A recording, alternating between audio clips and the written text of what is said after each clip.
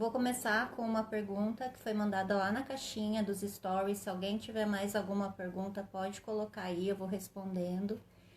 A primeira pergunta que foi feita é se nós conseguimos ser curados ou aprendemos a controlar a nossa ansiedade.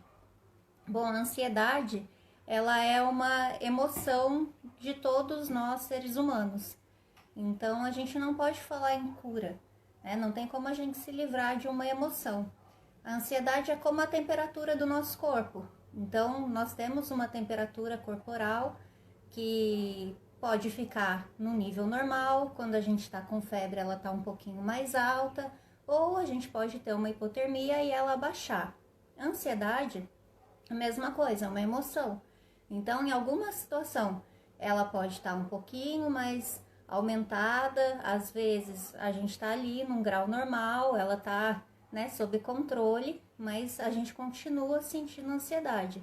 A ansiedade, na verdade, ela é um sentimento positivo, porque com ela a gente se previne dos perigos. É um sinal do nosso corpo que nos alerta de uma situação de perigo ou de uma ameaça. Se a gente não tivesse esses sentimentos de ansiedade ou de medo, nós íamos nos expor muito mais a riscos e, né, arriscar mesmo a nossa vida se a gente não tivesse esses sinais de alerta.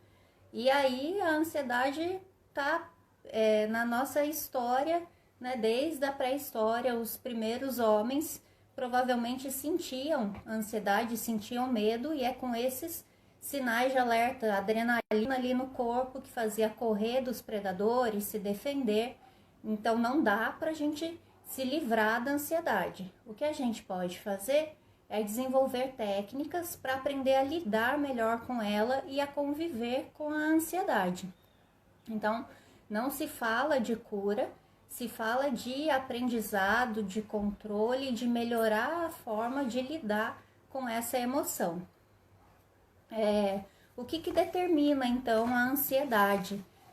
Uma outra pergunta que foi enviada: por que algumas pessoas são mais ansiosas do que outras?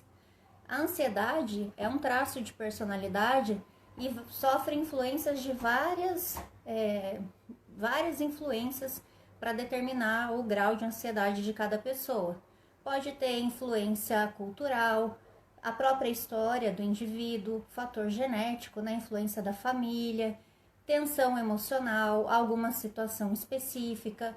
Ela pode estar, então, relacionada a uma questão situacional, uma prova, uma apresentação em público, algum exame que for submetido, ou um estado mais generalizado. E aí a gente precisa determinar o quanto de sofrimento a pessoa vive por conta dessa ansiedade.